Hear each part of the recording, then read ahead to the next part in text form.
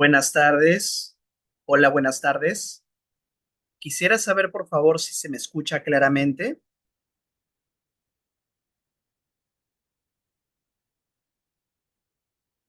Buenas tardes, doctor, Sí si se se le escucha, escucha. doctor.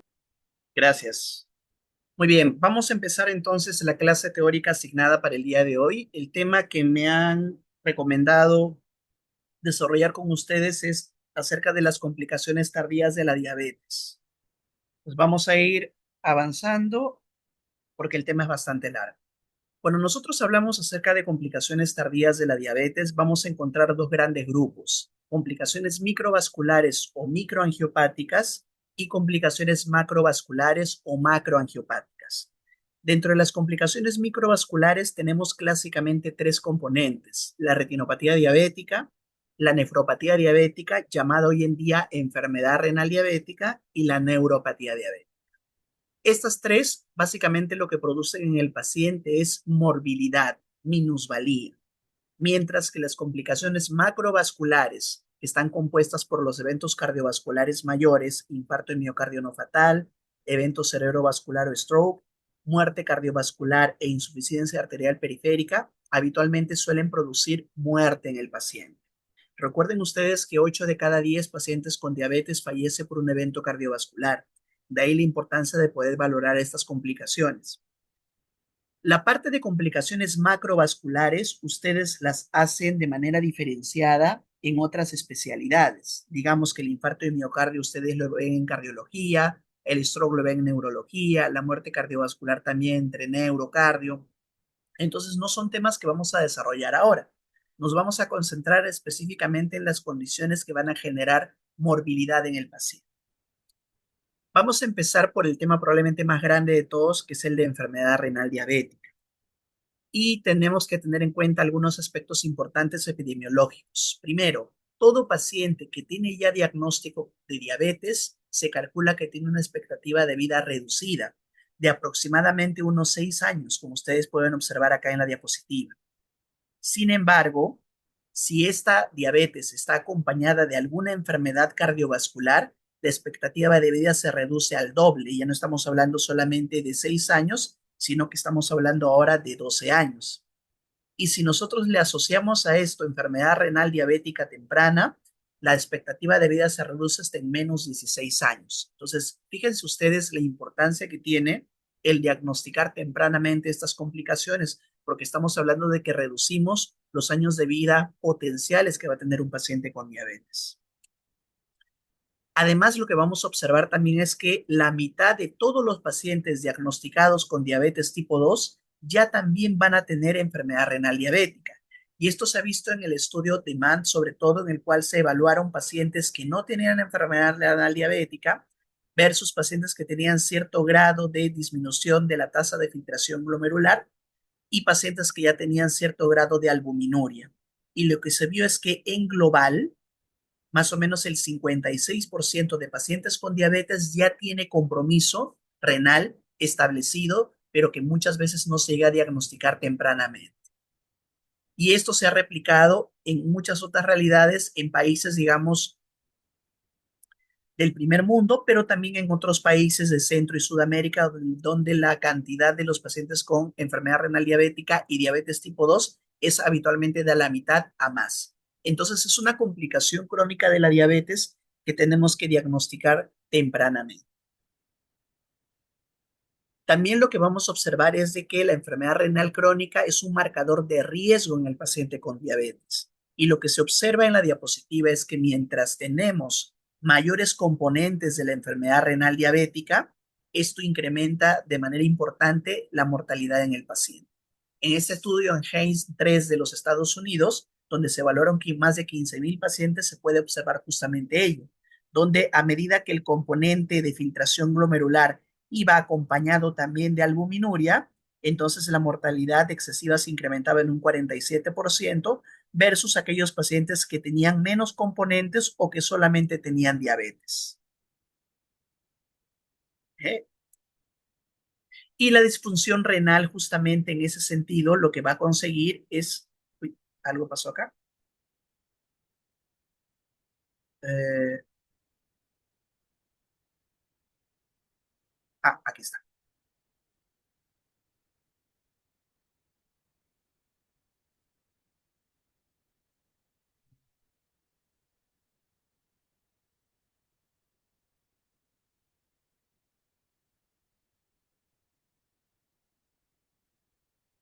A ver, un lapsus, chicos, un momentito, estoy tratando de, no sé qué pasó con mi pantalla.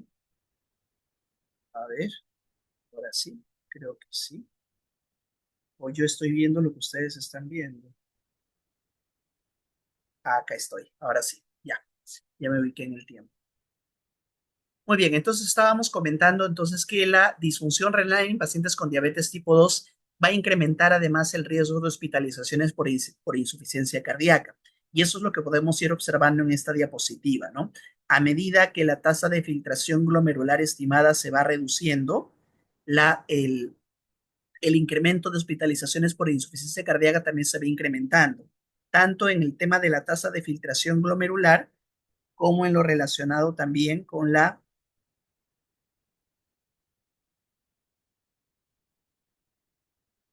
presencia de albuminuria asociada justamente a la tasa de filtración glomerular. Entonces, ¿qué cosa es lo que vamos a observar aquí? Vamos a observar que la enfermedad renal diabética en sus dos componentes, filtración glomerular disminuida y albuminuria, van a favorecer la hospitalización y la descompensación por insuficiencia cardíaca. ¿Cómo definimos entonces, ya teniendo estos conceptos epidemiológicos, a la enfermedad renal crónica en diabetes? Vamos a hablar de que tiene que haber albuminuria persistente. Ahorita vamos a ver a qué nos referimos con albuminuria persistente. Con o sin una tasa de filtración glomerular estimada que esté disminuida. Menos de 60 es el punto de corte. Les comento esto porque a veces en el primer nivel de atención, cuando el paciente tiene una tasa de 80, de 90, están estando, catalogando a los pacientes con enfermedad renal crónica asociada a la diabetes y no es tanto así. El punto de corte es menos de 60. ¿Qué sucede entonces en la enfermedad renal diabética? Como hemos observado, puede ocurrir de acuerdo a la literatura y la fuente que uno investigue, desde el 20 a 40% de casos de pacientes con diabetes. Se desarrollan diabéticos tipo 1 habitualmente después de los 10 años, pero en diabéticos tipo 2, que es lo que hemos observado en las primeras diapositivas, ya puede estar presente al momento del diagnóstico. Esta es una de las causas más frecuentes de enfermedad renal en estadio final y va a incrementar el riesgo de enfermedad cardiovascular y los costos en salud. Una terapia de apoyo dialítico, tanto hemodiálisis como diálisis peritoneal, implican un gasto muy importante para el Estado en relación al mantenimiento del tratamiento de estos pacientes. Otro concepto importante que debemos tener en cuenta en la enfermedad renal diabética es la albuminuria. ¿Qué cosa utilizamos? ¿Qué tipo de albuminuria vamos a utilizar para valorar al paciente con diabetes? Tenemos que utilizar una albuminuria corregida con creatinina urinaria, conocida también como tasa albúmina creatinina urinaria, por sus siglas en inglés UACR, también conocida como cociente albúmina creatinina urinario o como índice albúmina creatinina urinario. Son sinónimos que pueden significar lo mismo. Les doy todos los nombres porque no siempre en el laboratorio lo vamos a encontrar como tasa, lo pueden encontrar también como cociente o como índice. ¿Cuándo se considera esta UACR normal? Cuando el resultado me sale por debajo de 30 miligramos por gramo de creatinina. A partir de 30 en adelante, ya estamos hablando de una albuminuria persistentemente elevada. Para poder hacer, doctor, el diagnóstico, ¿basta con un solo resultado? No. Debido a la alta variabilidad biológica entre muestras de más del 20%, la recomendación de la guía de ADA 2026 y todas las anteriores nos sugieren que debemos tener al menos 2 a 3 controles en un lapso de 3 a 6 meses para establecer diagnóstico. Por eso hablamos de albuminuria persistente. ¿Y por qué tiene que ser persistente? Porque existen condiciones, existen factores que pueden afectar los resultados de la albuminuria. La actividad física intensa dentro de las 24 horas previas a la prueba, por ejemplo, va a favorecer un incremento de la albuminuria. Infecciones, sobre todo aquellas del tracto urinario, también pueden hacer que la albuminuria se eleve. Fiebre, la insuficiencia cardíaca congestiva descompensada, una hiperglucemia marcada. A veces tenemos al paciente con diabetes con glucosas en 200, 300 y le están pidiendo albuminuria. No es un momento apropiado porque el resultado me va a salir inapropiadamente alto. La menstruación en las mujeres jóvenes, y la hipertensión arterial marcada, sobre todo aquella no controlada. Doctor, ¿cómo yo me doy cuenta que la albuminuria que el laboratorio donde laboro me está reportando UACR o me está reportando microalbuminuria simple?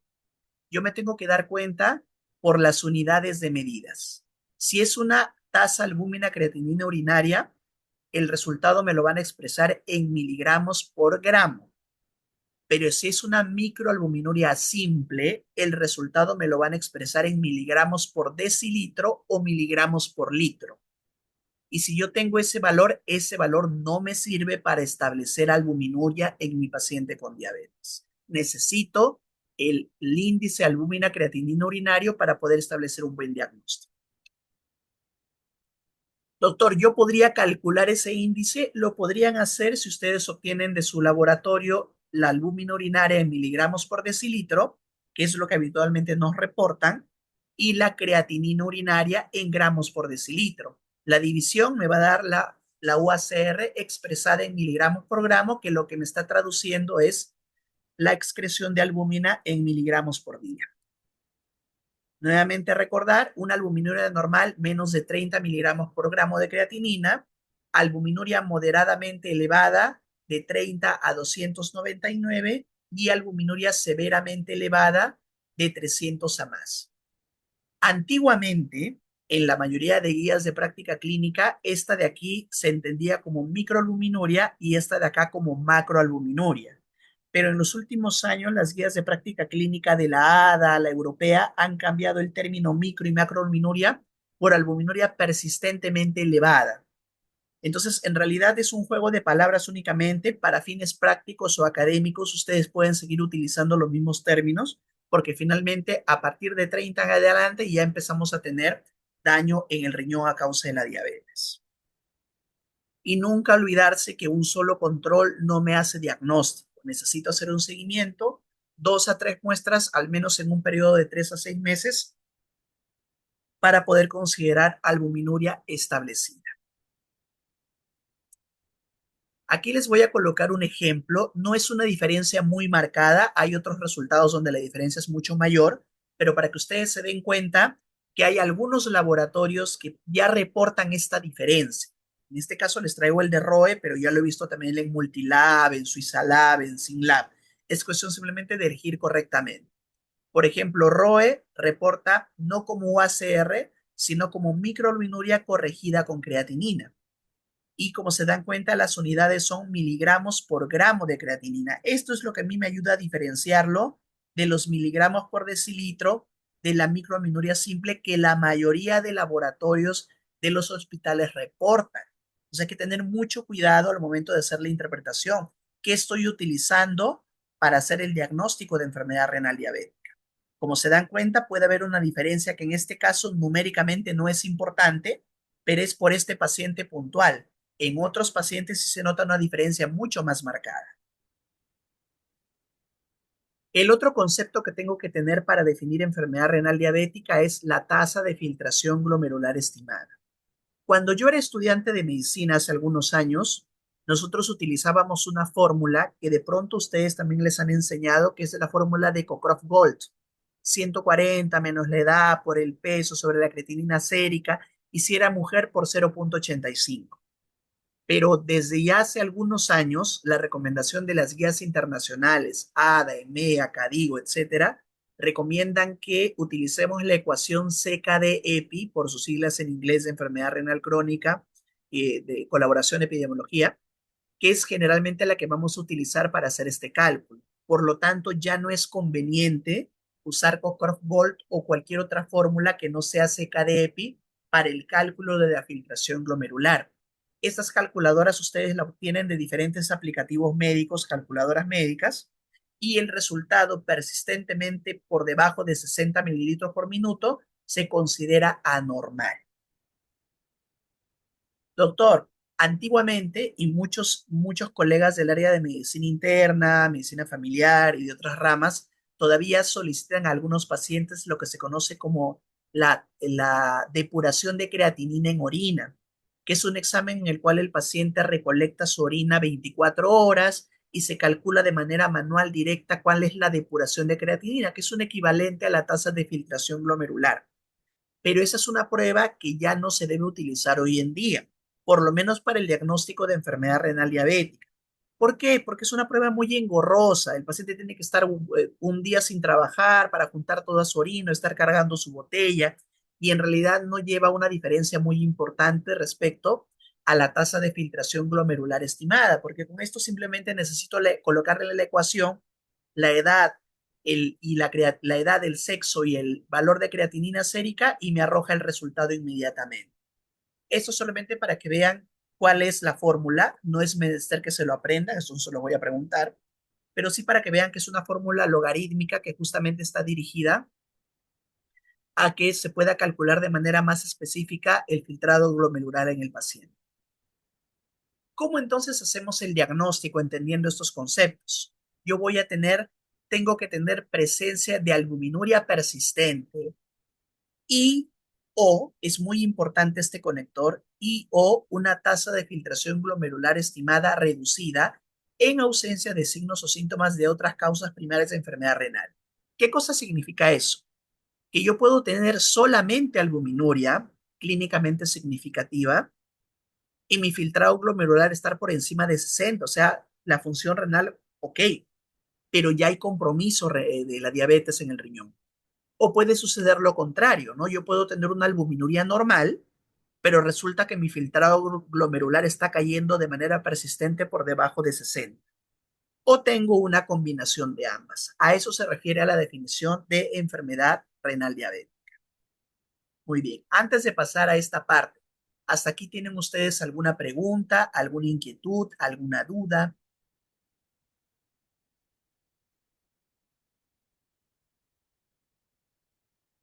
Bueno, asumo que todo ha quedado claro. Vamos a continuar entonces. Si tuviesen en el transcurso de la presentación alguna duda, por favor, levantan la mano virtual y podemos resolverlo para que todos podamos tener claros los conceptos. Muy bien, entonces aquí lo que les estoy mostrando es una tabla, que es una tabla para toma de decisiones con respecto al tamizaje, al tratamiento y a la referencia del paciente con enfermedad renal crónica en diabetes. ¿Qué es lo que vamos a observar acá? Por este lado vamos a observar la tasa de filtración glomerular dividida en subcategorías: G1, G2, G3, AB, G4 y G5. Y por el lado de aquí vamos a tener las categorías en relación a albuminuria. G por filtrado glomerular, A por albuminuria. Entonces, aquí lo que tenemos, por ejemplo, es el A1, es aquel paciente que tiene una albuminuria normal, menos de 30, el A2, lo que se conocía como microalbuminuria, y el A3 como macroalbuminuria. Y aquí lo que tenemos que tener en cuenta es a partir del filtrado glomerular 3, o sea, una enfermedad renal en estadio 3, porque ya la filtración está por debajo de 60. Me tengo que concentrar en este grupo de aquí y en este grupo de acá. ¿Y yo qué cosa es lo que voy a hacer? Voy a establecer una intersección en este cuadro de doble entrada. Vamos a la primera parte. Por ejemplo, si yo tengo un filtrado glomerular normal o alto, o sea, de 90 para arriba, y tengo mi filtración, mi UACR por debajo de 30, ¿qué es lo que me está recomendando la guía? Voy a hacer el tamizaje una vez al año, nada más. ¿Qué es lo que habitualmente hacemos en el paciente con diabetes? Hacemos la evaluación de la creatinina, verificamos tasa de filtración glomerular, verificamos albuminuria en la UACR. Si está ok, bueno, señor, en un año volvemos a hacer el control. Pero ¿qué sucede, por ejemplo, si mi filtrado está normal, pero ya tengo albuminuria persistentemente elevada, de 30 a 299? La recomendación es que le debo dar tratamiento, medicación para frenar esta progresión, y le voy a hacer control anual. ¿Sí? ¿Qué pasa si mi paciente tiene la misma condición, pero tiene macroalbuminuria? Entonces le voy a dar tratamiento y como el riesgo es muy alto, lo debería yo referir a nefrología para que le hagan un seguimiento más exhaustivo, ¿correcto? De esa manera se lee este cuadro de doble entrada.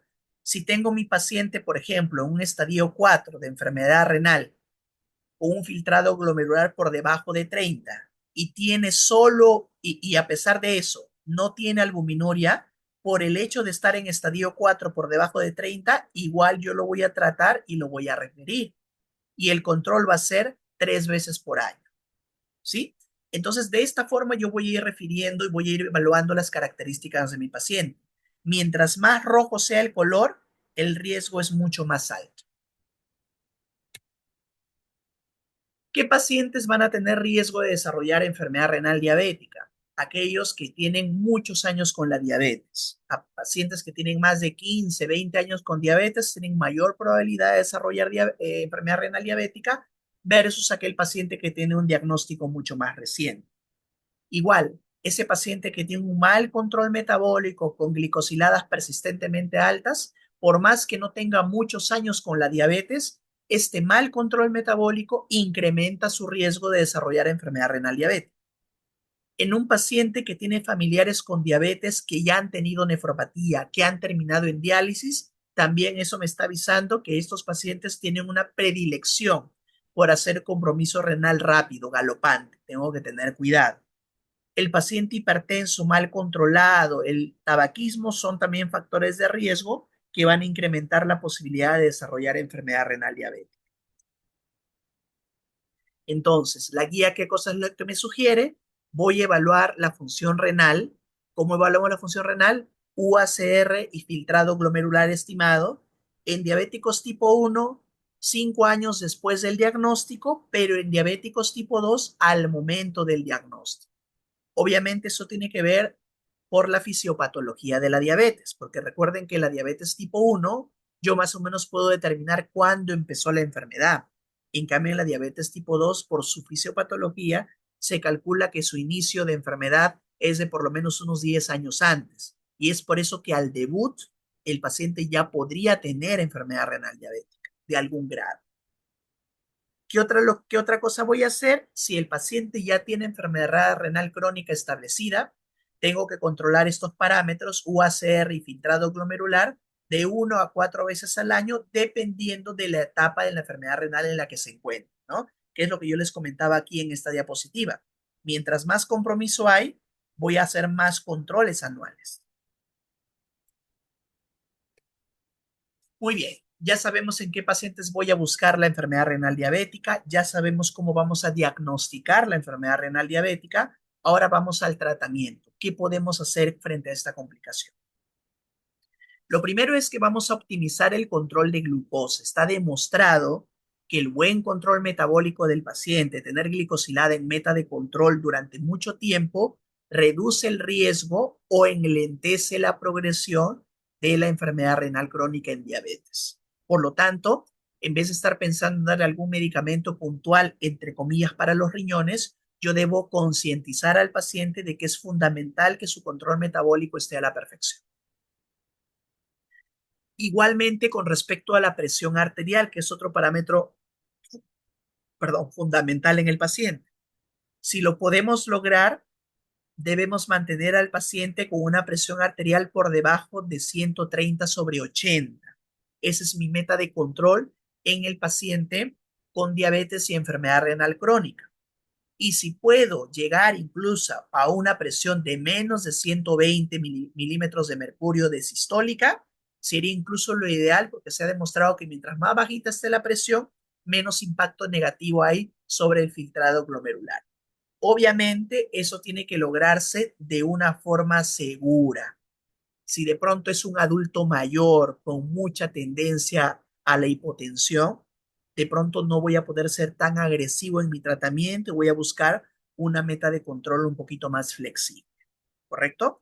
Pero el control de la glucosa y el control de la presión arterial son fundamentales para reducir el riesgo o enlentecer el avance de la enfermedad renal crónica.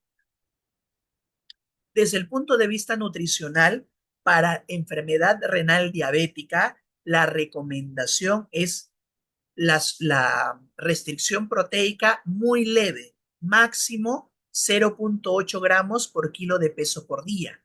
Antiguamente se creía que en el paciente con diabetes, si yo tenía este problema de enfermedad renal crónica, tenía que hacer una mayor restricción proteica porque extrapolaban un poco lo que sucede en el síndrome nefrótico, ¿no? Donde hacen restricciones de 0,6, 0,5, súper hipoproteicas las dietas para que no haya más daño en el filtrado glomerular. Pero en la enfermedad renal crónica por diabetes no es así. Puede ser una dieta normoproteica, un gramo de proteína por kilo de peso por día, o máximo restringirla a 0,8, salvo que el paciente se encuentre en apoyo dialítico, ya cuando su riñón no funciona. Más bien al contrario, lo que yo busco es incrementar el aporte proteico, porque este desgaste es un problema importante para la gran mayoría de personas que ya tienen apoyo con diálisis. ¿Ya? Entonces, recuerden, restricción proteica en, en enfermedad renal diabética máximo a 0,8 gramos kilo peso corporal por día. Restricciones mucho más bajas no sirven en la enfermedad renal diabética. Está demostrado que no retrasan la progresión. Igual el paciente se deteriora. La diferencia es que en este caso no se va a deteriorar desnutrido. Ese es el objetivo. ¿Qué sucede con el uso de antihipertensivos? La recomendación es no utilizar antihipertensivos tipo IECA o ARA2 para prevención primaria en enfermedad renal crónica, que es lo que les ponía en la primera diapositiva, ¿no? Un paciente con albuminuria normal que no tiene hipertensión, no voy a utilizar IECAS o ARA2, pero sí lo voy a utilizar para el tratamiento del diabético hipertenso que tiene microalbuminuria, pero se recomienda encarecidamente para aquellos que tienen macroalbuminuria o ya tienen una filtración glomerular por debajo de 60 persistente. Entonces, ahí sí yo voy a utilizar un IECA o un ARA2 como tratamiento de primera elección para el manejo de la hipertensión en ese paciente, porque le voy a dar un efecto además nefroprotector. Siempre cuando utilizamos IECA y ARA2 es recomendable tener cuidado y medir progresivamente la creatinina y el potasio sérico, porque pueden haber cambios en estos electrolitos y en la medida de la creatinina. ¿Qué hay sobre el uso de inhibidores del cotransportador sodio-glucosa tipo 2? Como de pronto ya lo han hecho ustedes en la clase teórica de terapéutica, este grupo farmacológico es muy importante porque ha demostrado beneficios de protección cardiovascular, de protección renal también. Entonces, todo paciente con diabetes tipo 2 y enfermedad renal crónica establecida, se recomienda el uso de uno de estos fármacos que haya demostrado beneficio para reducir progresión de enfermedad renal crónica en individuos a partir de un filtrado glomerular de 20 en adelante. O sea, si tiene 20 a más, ya puede instaurar un inhibidor de la SGLT2. ¿Hasta cuándo voy a mantener ese inhibidor? En realidad lo debería mantener de por vida. ¿Qué inhibidores de SGLT2 puedo utilizar para el tratamiento de enfermedad renal diabética? En el Perú contamos actualmente con dos. Tenemos la empagliflozina y tenemos la dapagliflozina. En el caso de dapagliflozina, la dosis es 10 miligramos al día. En el caso de empagliflozina, que viene en dos presentaciones, 25 miligramos y 10 miligramos, para enfermedad renal diabética basta solamente 10 miligramos al día. Sin embargo, puedo utilizar la dosis de 25 miligramos cuando yo necesito un efecto también antihiperglucémico, o sea, darlo como tratamiento para la diabetes, no solamente para proteger el riñón. ¿Qué hay sobre los agonistas de receptores de GLP-1? Para reducir este riesgo cardiovascular y la progresión de enfermedad renal crónica en diabéticos tipo 2, se recomienda ya usar un agonista de receptores de GLP-1 que haya demostrado beneficio en esta población. Y al día de hoy, el único de estos medicamentos que ha demostrado ese beneficio es la semaglutida. Ninguno de los demás al momento tiene estudios que hayan evaluado como punto primario enfermedad renal crónica. Todos los demás han extrapolado sus resultados de sus estudios de seguridad cardiovascular, pero el único que ha estudiado directamente el daño sobre el riñón es el estudio con semaglutida. Entonces, se puede utilizar este fármaco. La semaglutida, el nombre comercial es Ozempic. Muy bien. ¿Qué hay sobre otro grupo de medicamentos para el tratamiento de la enfermedad renal diabética? Aquí tenemos el uso de los antagonistas de receptores de mineralocorticoide. Ustedes deben conocer estos por cardiología, que son habitualmente la espironolactona, la clortalidona, la eplerenona, pero lo que vamos a utilizar nosotros es un antagonista de receptor de mineralocorticoide no esteroideo. De estos, el único aprobado para el tratamiento de enfermedad renal diabética para reducir el riesgo de progresión y eventos cardiovasculares es la finerenona. ¿Ah? La finerenona que viene en presentación de 10 y de 20 miligramos. Entonces, este ha demostrado ser eficaz en sus estadios clínicos para reducir el riesgo cardiovascular y la progresión de la enfermedad renal crónica en pacientes con RC y albuminuria. ¿Cuándo puedo utilizar finerenona? A partir de una tasa de filtración glomerular estimada de 25 a más. ¿Qué es lo que tengo que cuidar con este fármaco? Los niveles de potasio. ¿Por qué? Porque como es un ahorrador de potasio, puede producir hipercalemia. También se ha visto, y esto es una cosa más actual, si yo tengo un paciente con diabetes con una UACR de 100 a más y un filtrado glomerular de 30 a 90, que ya están utilizando un IECA, podría considerar el inicio simultáneo, o sea, al mismo tiempo de un ISGLT2 y finerenona por la evidencia de seguridad y efectos beneficiosos sobre la albuminuria. O sea, estamos hablando ya de intervenir tempranamente en un paciente con enfermedad renal diabética de fenotipo albuminúrico, ¿no? Que pierde albuminuria por orina. ¿Qué sucede, doctor, si yo estoy dándole tratamiento a mi paciente, está tomando su empagliflozina, la dapagliflozina, y de pronto el filtrado glomerular cae a menos de 20? Usted nos acaba de decir que yo puedo darle una empagliflozina o una dapagliflozina cuando el filtrado está de 20 más. Y si cae después a 18, 17, 15, ¿qué hago? La guía recomienda continuar de forma segura con este fármaco para reducir esta progresión y mantener los beneficios cardiovasculares. O sea, yo le voy a mantener el tratamiento así el filtrado caiga por debajo de 20 hasta que el paciente empiece diálisis. Una vez que empiece diálisis ya tengo que suspender el fármaco.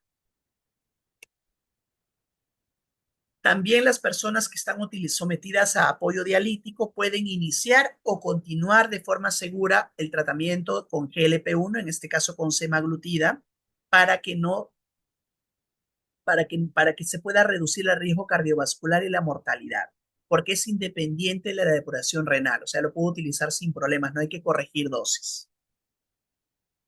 ¿Cuándo vamos a referir a nuestro paciente a nefrología?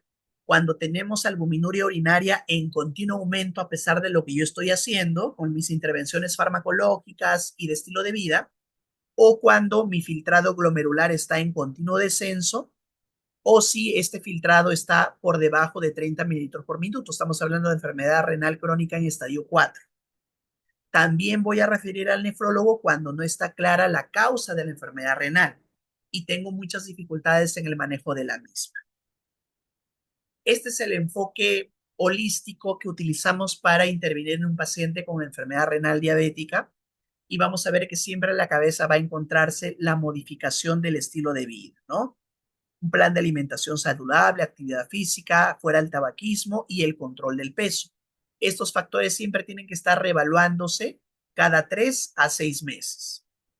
Voy a utilizar, en el caso de que el paciente tenga hipertensión o albuminuria, un inhibidor del sistema renina-angiotensina-aldosterona, estamos hablando aquí de los IECA o ARA2, y cuando voy a utilizar fármacos de primera línea en el paciente con enfermedad renal diabética, definitivamente a la cabeza van a ir los inhibidores de la SGLT2.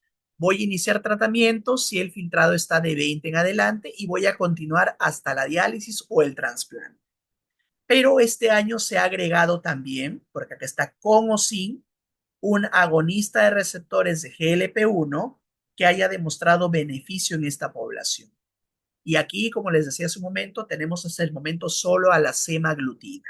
¿Ah? Entonces, solo ISGLT2 o ISGLT2 con semaglutida puedo utilizar como fármaco de primera línea en el tratamiento del paciente con diabetes, enfermedad renal diabética, independientemente del control de la glucosa. Eso es importante recordar. ¿Qué más voy a hacer? Vamos a utilizar lo que es la terapia adicional basada en riesgos, ¿no? Yo voy a utilizar algún otro medicamento hipoglucemiante, por ejemplo, metformina, si necesito alcanzar metas de control glucémico. De repente estoy solo con empagliflozina o dapagliflozina y mi paciente igual no controla la glucosa. Tengo que asociar otro fármaco. Eso es lo que se refiere a esta norma, ¿no? Y la adición de un GLP-1 o un SGLT2 se prefiere si ya no se encuentra en la terapia, ¿no? O sea, ¿qué significa eso?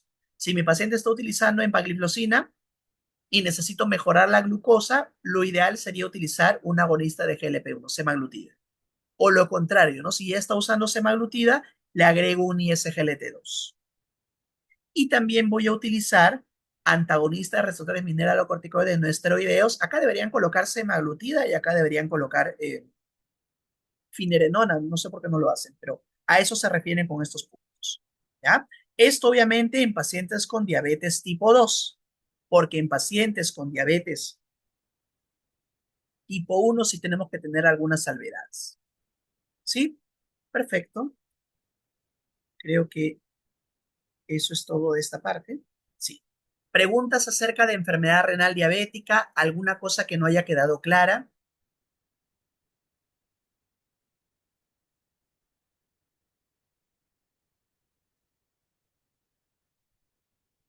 Muy bien, entonces asumo que ahí por aquí veo un mensaje en el chat. Ah, todo claro. Ok, gracias, Mireia. Muy bien. Entonces, ya hemos visto cómo vamos a abordar al paciente con enfermedad renal diabética. Recuerden, pacientes con diabetes tipo 2, que es lo que más frecuentemente ustedes van a ver. La evaluación del paciente se hace al momento del diagnóstico, pero recuerden que esa evaluación de al momento del diagnóstico tiene que ser cuando el paciente con diabetes está euglucémico, cuando metabólicamente está compensado, porque recuerden que la hiperglucemia hace que el filtrado glomerular empeore y puede producir más albuminuria. Entonces, tengo que tener controlado a mi paciente, lo controlo lo más rápido que puedo y luego hago el descarte de enfermedad renal diabética. ¿Cada cuánto tiempo voy a hacer el seguimiento? Si todo sale normal, una vez al año. UACR y tasa de filtración glomerular estimada. O sea, se le pidió su creatinina sérica y se acabó el problema. Y la intervención fundamental que yo debo hacer para evitar la progresión, control de la glucosa y control de la presión arterial. Para la glucosa voy a elegir ISGLT2 a la cabeza, pero también puedo elegir semaglutida como tratamiento dirigido a evitar el riesgo de progresión de la enfermedad renal diabética. Y en el caso del uso del tratamiento con ISGLT2, recuerden que tenemos acá eh, dapagliflozina, dosis de 10 miligramos al día, o empagliflozina, dosis de 10 también, pero si quiero potenciar el efecto hipoglucemiante, voy a utilizar 25 miligramos al día, porque esas dos presentaciones son las que tenemos. Muy bien, pasamos ahora entonces a retinopatía diabética.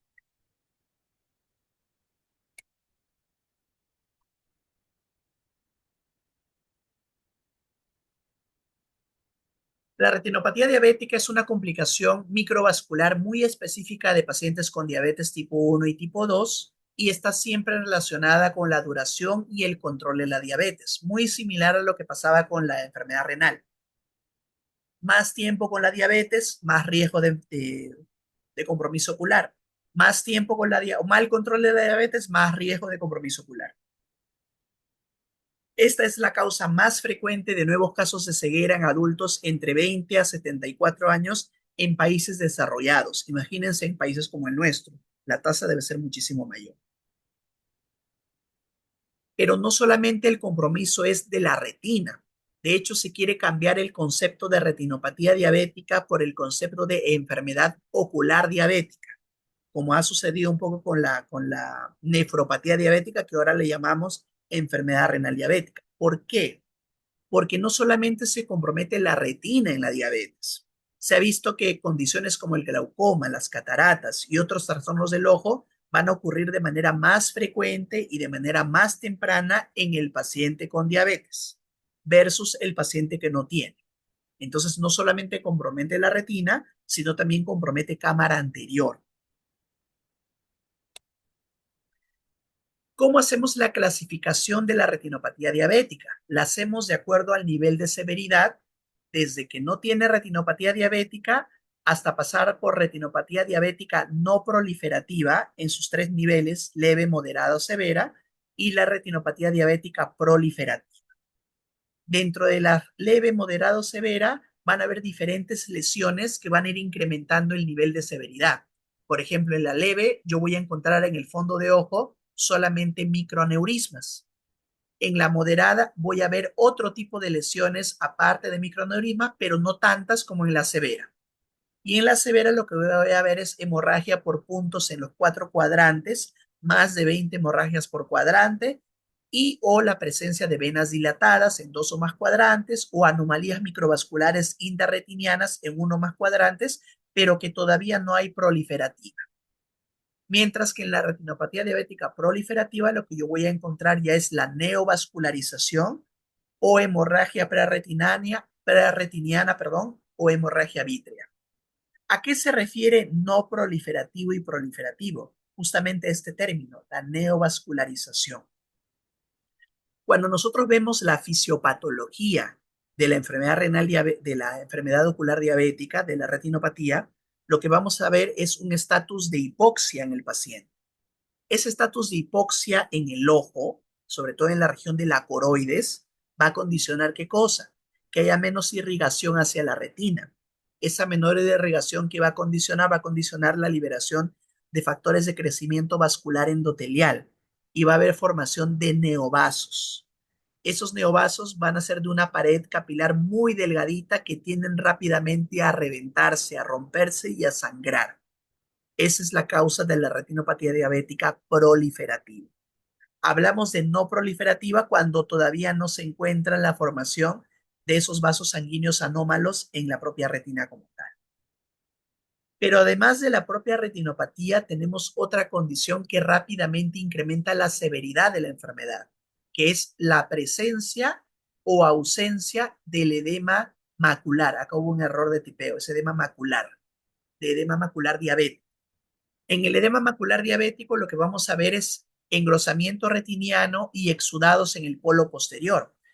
Y la severidad se incrementa mientras más cerca se encuentre a la mácula.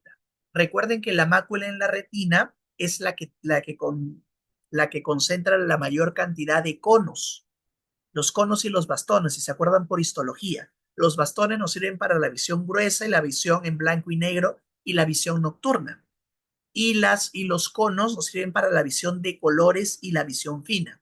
Entonces, en la mácula se concentra la mayor cantidad de conos. Si es comprometida por el edema macular de nivel severo, es un riesgo grande de ceguera.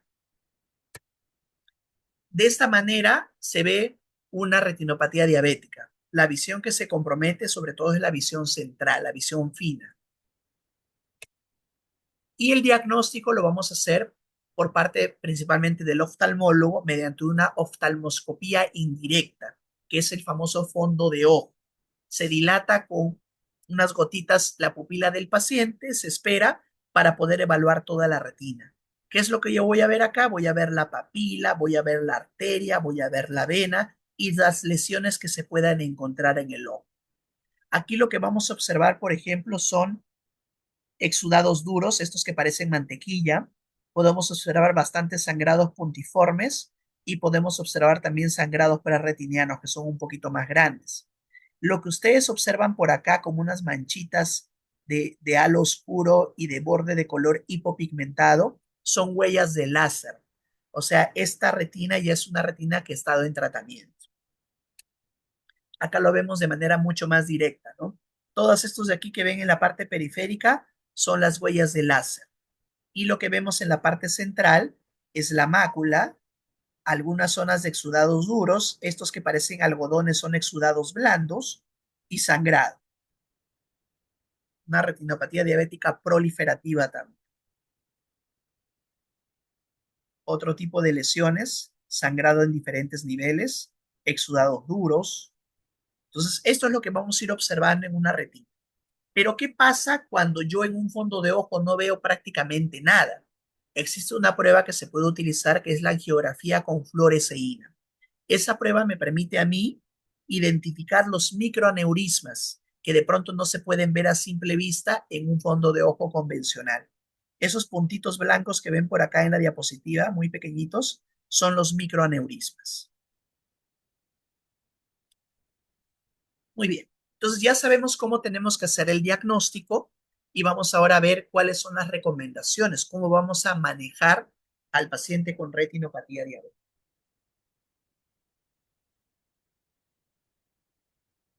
Muy bien.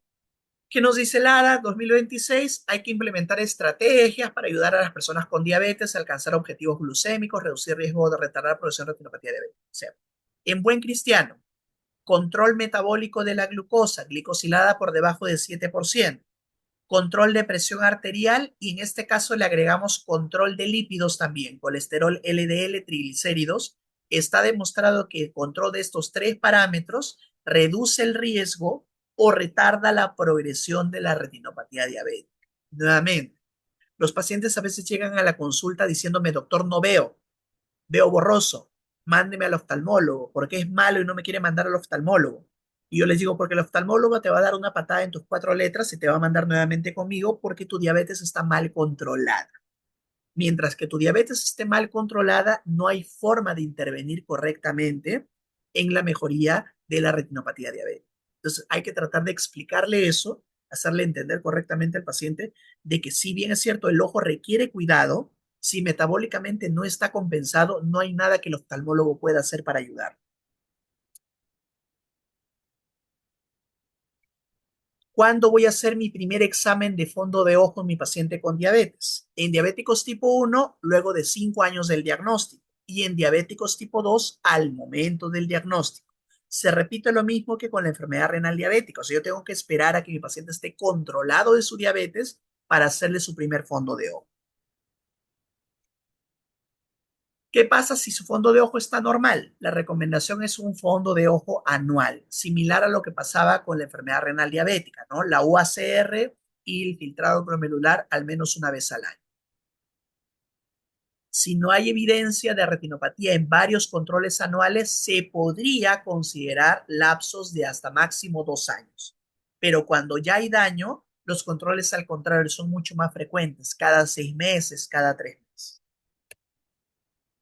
Una recomendación muy importante es en la paciente con diabetes y gestación, porque se ha visto que el embarazo aumenta el riesgo de desarrollo o progresión de retinopatía diabética. Por lo tanto, se recomienda que una mujer que tiene diabetes y busca embarazarse, debería realizarse el fondo de ojo antes del embarazo y durante el primer trimestre, con probable seguimiento trimestral durante toda la gestación y hasta un año postparto, según el grado de retinopatía, tenga o no tenga retinopatía.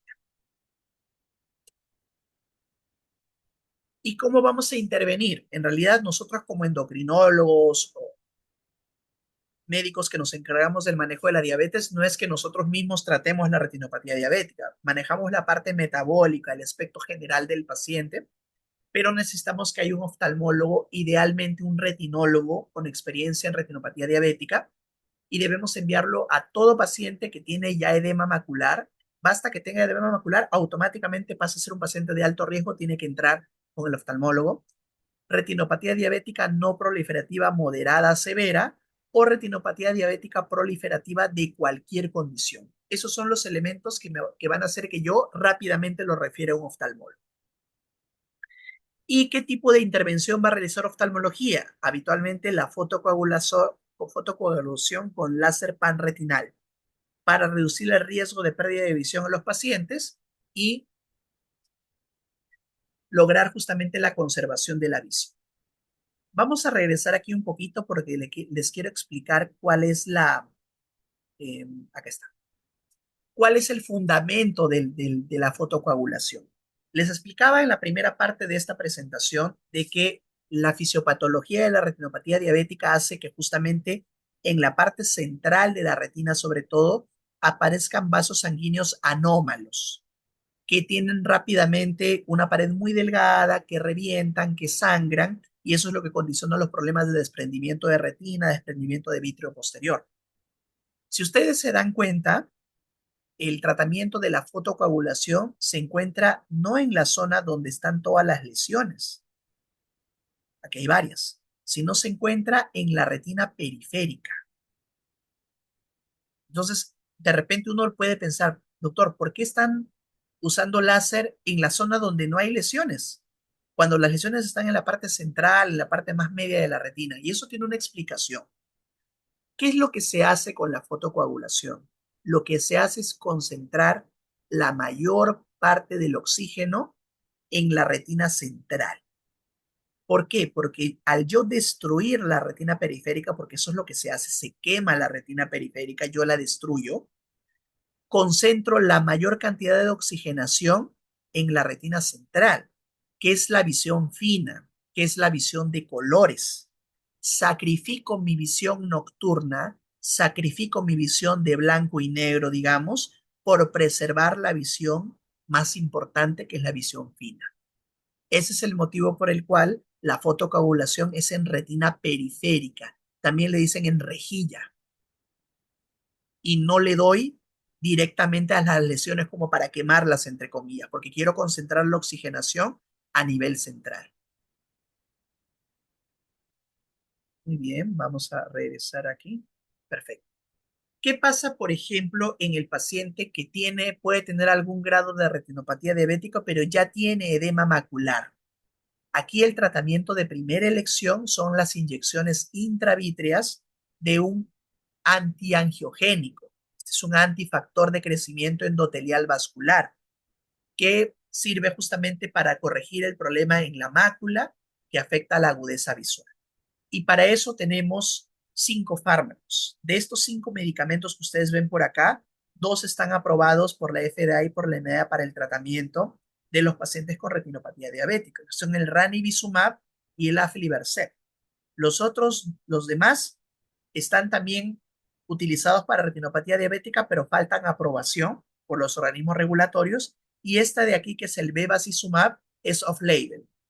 Lo interesante o lo gracioso de esto es de que el bevacizumab fue el primero que se utilizó, que es un medicamento que se utiliza para el tratamiento del cáncer de colon, es un antiangiogénico, pero que a pequeñas dosis se empezó a utilizar off-label en el tratamiento de retinopatía diabética, en edema macular, y se vieron buenos resultados, pero no logró su aprobación para retinopatía diabética. Las demás sí. Entonces, lo que les decía hace un momento, ¿no? Fotocoagulación focal o en cuadrícula macular y las inyecciones intravítreas de corticosteroides pueden ser tratamientos razonables en pacientes con edema macular diabético persistente, a pesar de que una terapia antiangiogénica previa, que no se puede utilizar o que no sean candidatos para este enfoque de primera línea. Aquellos que no tienen indicación de uso de antiangiogénicos, se podría utilizar también fotocoagulación o inyecciones intravítreas con corticosteroides, a la cabeza triamcinolona. El hecho de que el paciente tenga retinopatía diabética no significa que no pueda utilizar aspirina siempre y cuando ésta esté indicada, ¿ya? En el tema de cardioprotección. Preguntas en relación a retinopatía diabética, inquietudes, dudas,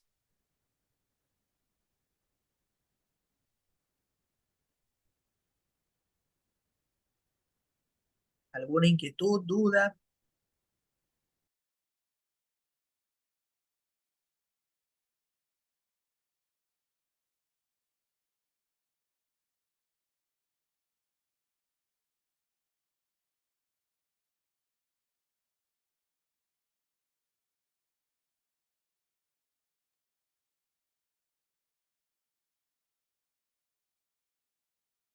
Listo. Ok.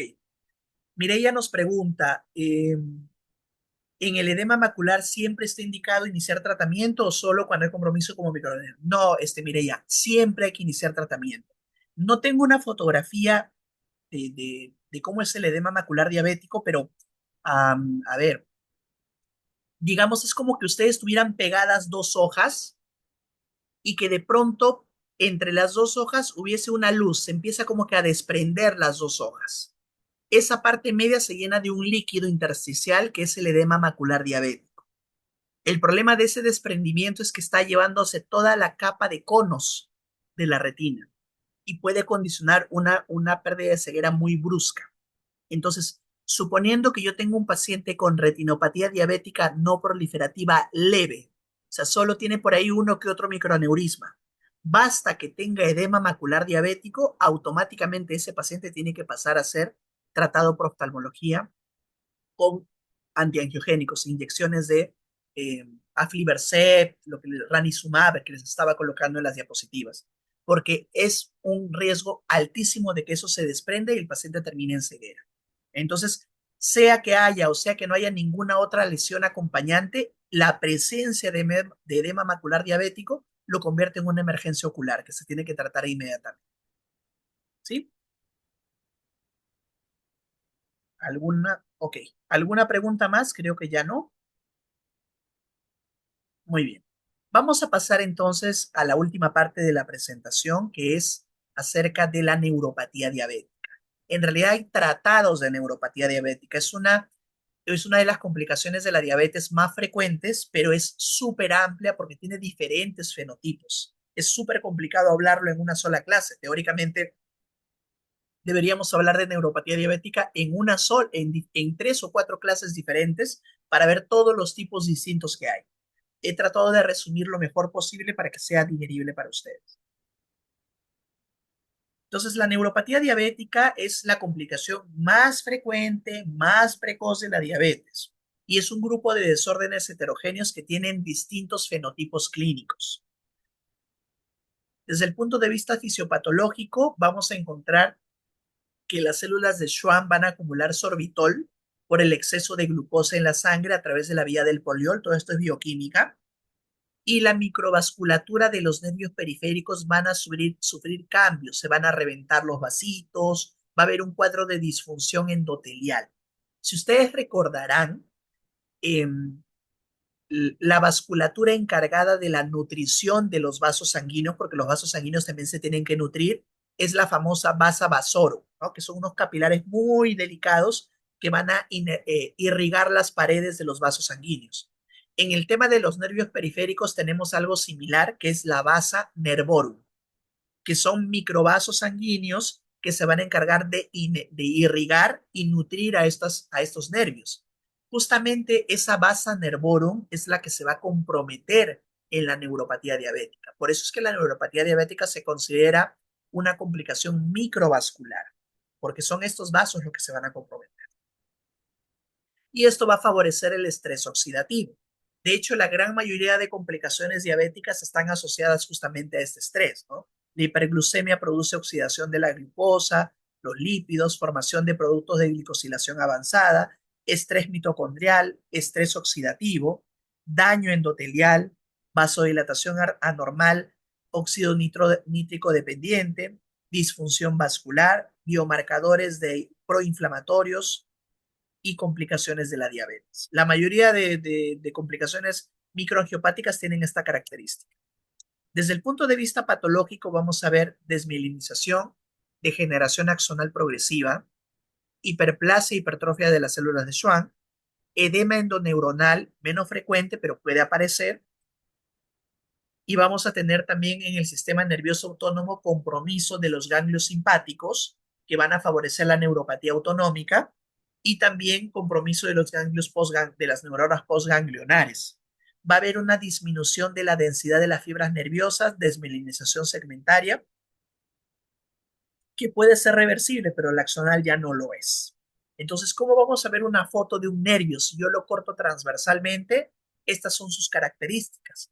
Va a estar conformado por fibras gruesas y por fibras delgadas. Cada una de ellas lleva un impulso y una sensibilidad distinta, si recuerdan ustedes. Y este es un nervio cortado en transversal de un paciente con neuropatía diabética. Si ustedes se dan cuenta, la cantidad de filetes nerviosos gruesos y delgados en relación a la imagen anterior están venidos a menos. ¿Cómo clasificamos entonces la neuropatía diabética? Hay 50.000 maneras diferentes de clasificar. Yo les he traído esta que es del consenso de Neuralat, que es un consenso un poquito antiguo, pero sigue vigente para el manejo de la polineuropatía diabética. Entonces, tenemos, por ejemplo, la neuropatía diabética se puede clasificar como neuropatía diabética rápidamente reversible. Dentro de ese grupo tenemos a la neuropatía de la hiperglucemia y a la neuropatía de la prediabetes. Me voy a detener un poquito aquí porque sí me parece importante que ustedes lo sepan. Cuando hablamos de neuropatía de la hiperglucemia, lo que vamos a ver es lo siguiente. Mientras más glucosa alta hay en la sangre, va a haber mayor acumulación de sorbitol y esa acumulación de sorbitol produce mayor estrés oxidativo. ¿Y qué cosa significa finalmente eso? Mayor daño endoneuronal. Entonces, cuando el paciente con diabetes está súper descompensado, está con una glucemia súper alta constantemente, las manifestaciones clínicas de la neuropatía son muy marcadas. Dolor, hincones, calambres, adormecimiento, quemazón, ardor, corriente eléctrica en miembros superiores e inferiores, sobre todo en miembros inferiores. ¿Ya? Y el paciente dice, doctor, deme medicamentos para el dolor, porque él va a la consulta por el dolor. Y a veces algunos no comprenden cuando el médico le dice, mira, yo no te voy a dar nada para el dolor porque no te va a servir para nada. Porque el problema de tu dolor neuropático no es un problema somático, es la irritación del nervio producto del exceso de glucosa y del estrés oxidativo. Mejora tu glucosa y tus molestias van a mejorar también o incluso desaparecer. Entonces, le damos tratamiento a estos pacientes desde el punto de vista de la glucemia, mejora la glucosa y las manifestaciones neurológicas se reducen muchas veces en más del 50 a 70% de casos. Si yo mejoré el estatus metabólico de mi paciente y a pesar de eso persiste la molestia neuropática, en ese momento yo voy a estar seguro de que el tratamiento de las molestias neuropáticas va a funcionar, porque ya me encuentro en un estatus de compensación de mi problema metabólico de la diabetes. ¿Sí? Entonces siempre recuerden ustedes, no se manden con gabapentina que pregabalina. Nos ha tocado pacientes que están con un montón de medicamentos para el control de la neuropatía diabética, incluso llegando al tramadol horario. Me duele y me sigue doliendo y me sigue molestando. Su glucosa 250, 300. Obviamente el neurólogo pues no va a ver la glucosa, lo que va a ver es darle el tratamiento para el dolor, pero es un tratamiento súper complejo porque no se trata la causa de la neuropatía. Entonces es importante siempre el control metabólico para poder lograr que los antineuríticos funcionen correctamente. Otra condición que tenemos que recordar es la neuropatía de la prediabetes. Este está descrito porque pasa que hay algunos pacientes con prediabetes que a pesar de que todavía no tienen diabetes, se comportan neurológicamente como si ya la tuviesen. Entonces tienen disestesias, tienen parestesias, y finalmente uno empieza a hacer la investigación, pero yo no tengo diabetes y resulta que no tiene diabetes, pero ya tiene cierto compromiso neurológico asociado a la hiperglucemia. Entonces, sí es posible poder ver pacientes con prediabetes que tienen síntomas neurológicos y van a responder al tratamiento de la prediabetes, o perdón, de la neuropatía. Otro tipo de polineuropatías, vamos a ver la polineuropatía simétrica sensitivo-motora, que es la más frecuente presentación fenotípica clínica de la neuropatía diabética. Es aquella neuropatía que viene en guante o en calcetín, que se presenta por tener disestesias o parestesias a predominio vespertino nocturno. O sea, el diagnóstico, chicos, de la neuropatía diabética es un diagnóstico eminentemente clínico. He visto muchas veces que lo mandan a los pacientes a hacerle una electromiografía, potenciales evocados, pruebas que realmente no tienen nada que hacer. El diagnóstico de la neuropatía diabética es clínico. Al paciente con diabetes que le dice usted, doctor, tengo calambres en las piernas. ¿A qué hora molestan más los calambres? Todo el día. Sí, yo sé que todo el día, pero ¿a qué hora suelen molestar más? Para dormir, no me deja dormir. Eso es neuropatía diabética, es una polineuropatía simétrica sensitivo-motora.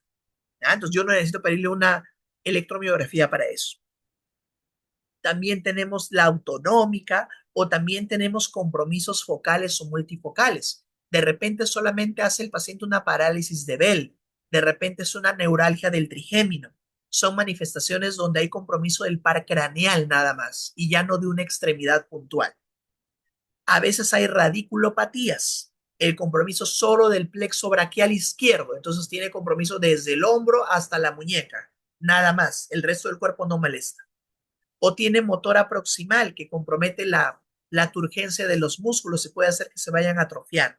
Entonces, hay diferentes manifestaciones clínicas de la neuropatía diabética, pero la más frecuente es la polineuropatía simétrica sensitivo-motora. Estas son otro tipo de manifestaciones que les acabo de comentar y un poquito más detalladas. Característica más importante de esta neuropatía: dolor, disestesias, parestesias a predominio vespertino nocturno, en guante o en calcetín. Todos son los diferentes tipos de manifestaciones clínicas de la neuropatía diabética. Túnel del carpo, la ciática, femoral lateral cutánea, o sea, diferentes formas de manifestaciones que muchas veces hacen complicado el diagnóstico o nos hacen buscar un diagnóstico diferencial que realmente no es necesario. Punto y aparte tiene que ver la manifestación de neuropatía autonómica, porque sí, la neuropatía autonómica es un elemento muy complicado de diagnosticar y también muy complicado de tratar sobre todo, porque recuerden que el sistema nervioso autónomo compromete diferentes sistemas: el cardiovascular, el gastrointestinal, genitourinario, etcétera.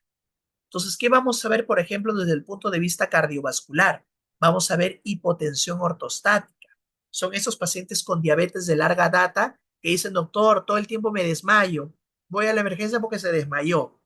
Uno empieza a investigar un poco la historia, resulta que el paciente se levanta bruscamente y hace cambios posicionales bruscos, por eso se para desmayando. ¿Qué otra manifestación vamos a encontrar? La taquicardia sinusal de reposo. Llegó a la consulta el paciente, va como media hora sentado y sin embargo está con frecuencias cardíacas de 95, 105, 110. Hacen el estudio de función tiroidea normal, etcétera, etcétera. Es una taquicardia sinusal de reposo, es por una descalibración del nodo sinusal, producto justamente de la neuropatía autonómica. Otro elemento negativo es el infarto de miocardio silente, ¿no? Es la muerte súbita del paciente, es ese paciente que fallece un día y nadie se enteró por qué falleció, resulta que tuvo un infarto fulminante. Pero la neuropatía autonómica, perdón, compromete el dolor, o sea, la forma en la cual yo me voy a enterar que algo me está sucediendo. Tenemos también aparte el compromiso gastrointestinal y aquí voy a tener dos manifestaciones. Voy a tener la gastroparesia diabética o gastroparesis diabética y voy a tener la enteropatía diabética. La gastroparesia diabética se va a parecer un poco a la enfermedad por reflujo gastroesofágico. Hay retardo en el vaciamiento gástrico y todo el tiempo está el paciente con eructos, con pirosis, llega a ser incluso hasta esófago de Barré asociado a la gastroparesia. Tenemos también la enteropatía diabética y episodios de diarrea crónica, episodios de estreñimiento constantemente, ¿no? Entonces, eso también es un elemento que afecta a la calidad de vida del paciente. Desde el punto de vista genitourinario, la disfunción eréctil, eyaculación retrógrada y en casos peores y más complicados, vejiga neurogénica con retención urinaria e incontinencia. Otras manifestaciones más raras de la neuropatía autonómica, por ejemplo, la anhidrosis, la piel muy reseca en ciertas zonas del cuerpo, o solamente sudoración en el tórax nada más. Doctor, solamente me suda del tórax para abajo y mi espalda toda está seca. O sea, sudan por dermatomas. O la sudoración después de que come el paciente, empieza a comer y empieza a sudar. También son manifestaciones de neuropatía autónoma. ¿Cómo hacemos entonces el diagnóstico de neuropatía diabética? Vamos a evaluar síntomas y signos clásicos y vamos a valorar la disminución de umbrales de sensibilidad distal y simétrica. Ahí vamos a evaluar la sensibilidad táctil, térmica, vibratoria y dolorosa. Vamos a evaluar reflejos tendinosos distales, si hay disminución de fuerza muscular, pero eso ya mucho más tardío. Y en casos más raros, sobre todo para diagnóstico diferencial, podemos buscar alteraciones de estudios electrofisiológicos. ¿Qué voy a evaluar en la neuropatía diabética periférica entonces? Voy a evaluar función de las fibras delgadas y para eso voy a utilizar la sensación de pinchazo y la temperatura. La sensación de pinchazo, ¿cómo la evalúo? Con punta de alfiler. Se recuesta al paciente, pone el pie y uno empieza a evaluar en diferentes zonas y pulpejos si el paciente siente la sensación de pinchazo. También existen dispositivos muy pequeñitos tipo lapicero que me sirven para evaluar la temperatura. En la mitad de este lapicero especial hay un metal que para frío y en la otra mitad hay una especie, digamos, de barrita que siempre está tibia o medio calientita para que yo pueda valorar si el paciente puede captar cambios en la temperatura. ¿Eso que me está evaluando? Fibras delgadas. Y para evaluar las fibras gruesas, lo que yo voy a evaluar son reflejos de las extremidades inferiores, ahí el reflejo aquiliano, de repente el reflejo del rotuliano, si es que el compromiso es mucho más arriba, y la percepción de vibraciones y el monofilamento de 10G. La percepción de vibraciones, ¿cómo la voy a valorar? Con el diapasón de 128 Hz. Mis alumnos me hacen acordar mañana para enseñarles cómo es el diapasón, ahí lo tengo en el consultorio. Y el número 3 es la sensación protectora, que para eso voy a utilizar solo el monofilamento de 10G. Si ustedes se dan cuenta, por ninguno de estos lados yo voy a utilizar una electromiografía. No se necesita. El diagnóstico es clínico. Hay diferentes escalas que me van a permitir a mí poder catalogar la situación de mi paciente, ¿no? Aquí, por ejemplo, tenemos este pesquisaje propuesto por el grupo Michigan, que me va a aportar un puntaje en el pie, donde voy a ver características del pie, si hay presencia o no de ulceración, si está presente o no el reflejo aquiliano, si el paciente puede captar vibración, y en función de eso yo le voy a dar un puntaje. Acá tengo el esquema Michigan ya completo, donde ya también coloco la extensión de los dedos, dorsiflexión del pie y evalúo mucho más reflejos. Estos son con fines informativos, no les voy a pedir preguntas sobre esto, pero es para que ustedes sepan que tenemos tablas que nos pueden permitir a nosotros valorar correctamente la sensibilidad del paciente. Muy bien, ya sabemos cómo hacer el diagnóstico, entonces vamos ahora a cuáles son las recomendaciones de manejo del paciente. Todo paciente con diabetes tiene que ser tamizado para neuropatía diabética periférica y autonómica, siempre nuevamente al inicio del diagnóstico en el diabético tipo 2 y luego de 5 años en el diabético tipo 1. O sea, para las tres complicaciones microvasculares funciona exactamente lo mismo. Control anual, si todo está ok. Diabéticos tipo 2, la primera evaluación al momento del diagnóstico. En diabéticos tipo 1, 5 años después. Para evaluar neuropatía autonómica, vamos a evaluar por sistema, desde el punto de vista cardiovascular, por ejemplo, el tema del síncope, del mareo ortostático, en el tema de la gastroparesia diabética, sensación de llenura precoz, en el tema genitourinario, disfunción eréctil, cambios en la sudoración en los patrones de sudoración, piel seca, agrietada en las extremidades. Entonces, va a depender mucho, como les digo, de cuál es el sistema que yo voy a investigar. ¿Cómo evaluamos la polineuropatía? Vamos a utilizar una historia clínica cuidadosa. Le voy a preguntar al paciente cómo es la molestia, cómo es el dolor, a qué hora se presenta, qué características tiene, es frecuente, no es frecuente. Y el examen físico de temperatura, punción con alfiler, sensibilidad vibratoria con el diapasón de 128 Hz y el monofilamento de 10G. Sobre todo para identificar sensibilidad protectora, el riesgo de ulceración.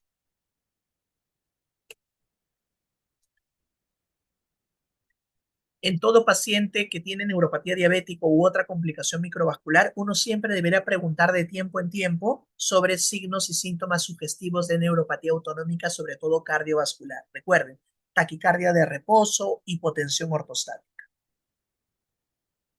¿Cómo voy a tratar a este paciente? Entonces, el control glucémico puede prevenir o retrasar el desarrollo de neuropatía en diabéticos tipo 1 y retrasar la progresión en diabéticos tipo 2. Y en los últimos años también se considera que el control de la presión arterial y los lípidos puede jugar un papel importante también para reducir este riesgo.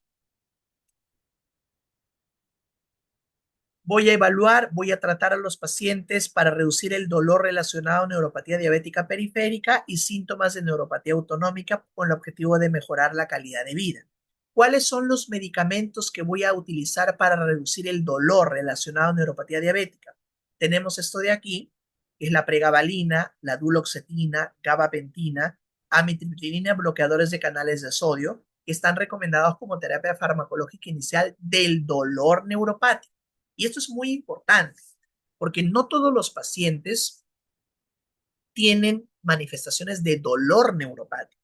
El dolor neuropático son las disestesias que ustedes conocen por semiología del sistema neurológico. O sea, hablamos del ardor, quemazón, calambres. El paciente siente como que estuvieran poniéndole agujas de acupuntura en la planta del pie, en los dedos, hincones, ¿no? Son las disestesias. Y para eso funcionan muy bien la pregabalina, la duloxetina, gabapentina, pentilina y la carbamazepina, que es un bloqueador de canales de sodio. Pero no tienen un efecto importante sobre las parestesias, o sea, sobre las molestias de sensibilidad. Esas que cuando el paciente refiere y dice, doctor, siento como que me hormiguean las piernas, siento como que están adormecidas todo el tiempo, siento como que camino sobre algodones, sobre huevos, sobre cáscara de naranja, o sea, no me puedo parar correctamente porque siento que no estoy bien parado. Esas molestias no mejoran con pregabalina, no mejoran con gabapentina. Entonces ahí el tratamiento de la neuropatía diabética periférica cobra otro matiz. El tratamiento sintomático, sobre todo del dolor neuropático, tenemos justamente estos medicamentos, ¿no? Pregabalina, gabapentina. En medios públicos vamos a tener sobre todo gabapentina. La dosis de gabapentina va de 900 miligramos al día hasta 3.600 miligramos al día. Ese es su rango terapéutico.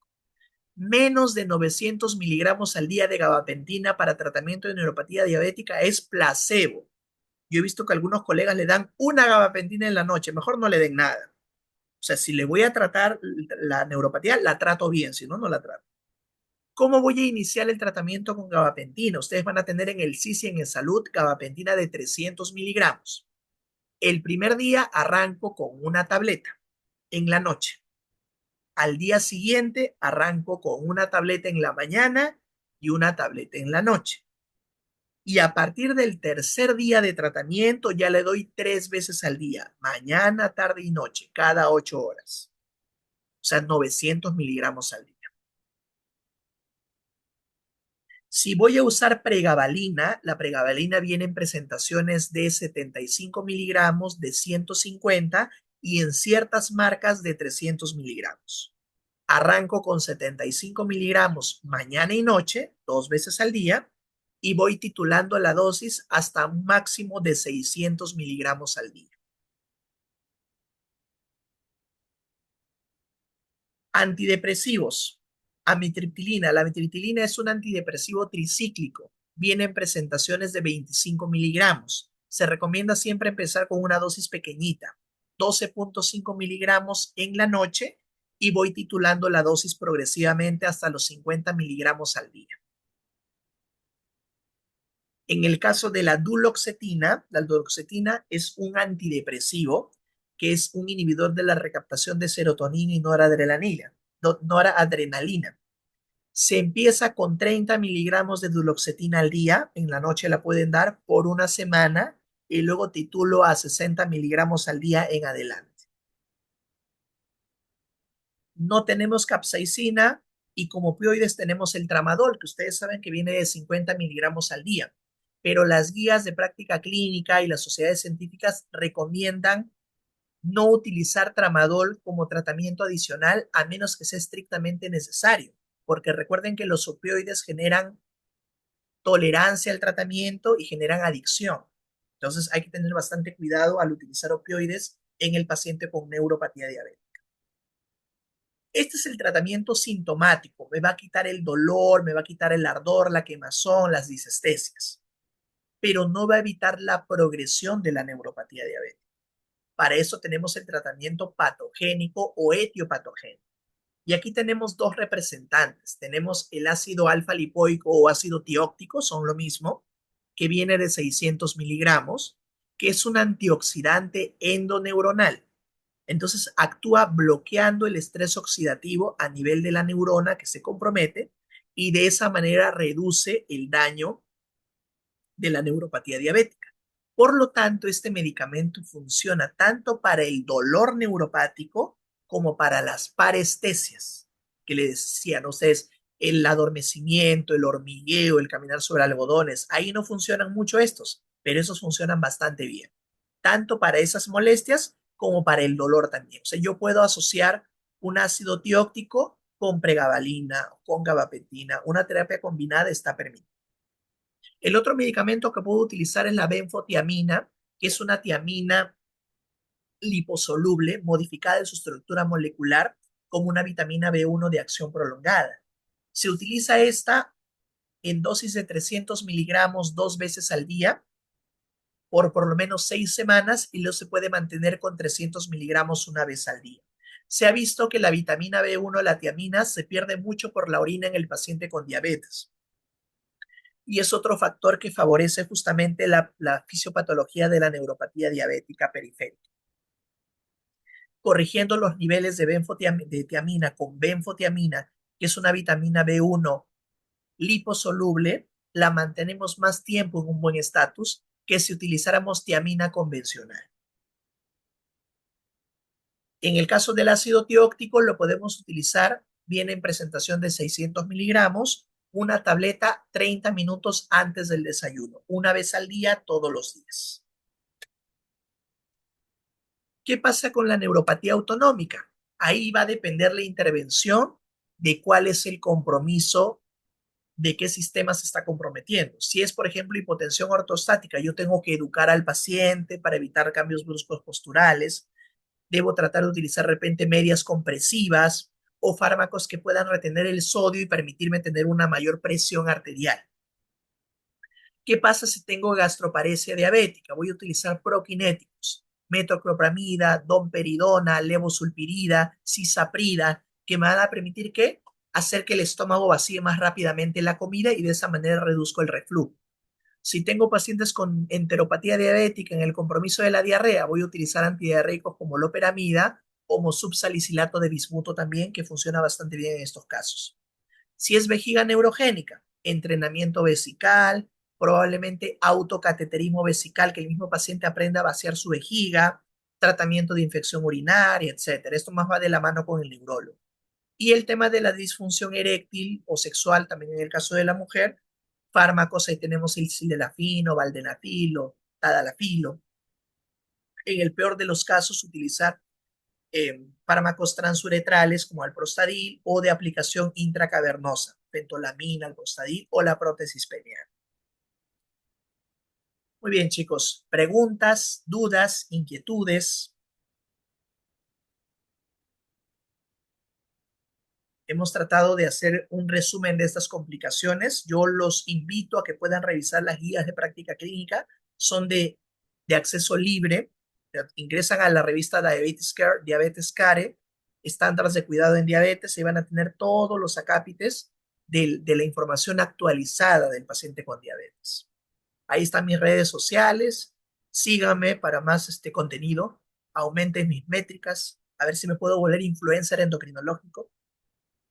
Ya veremos. Muy bien, chicos. Entonces, si no hay más inquietudes y más dudas, creo que podéis ir en paz. Demos gracias al doctor. Vayan al Domingo de Ramos el domingo, con fiestas esta semana.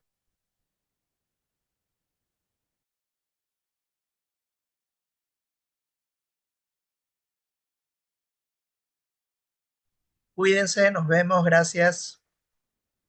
Muchas gracias, doctor.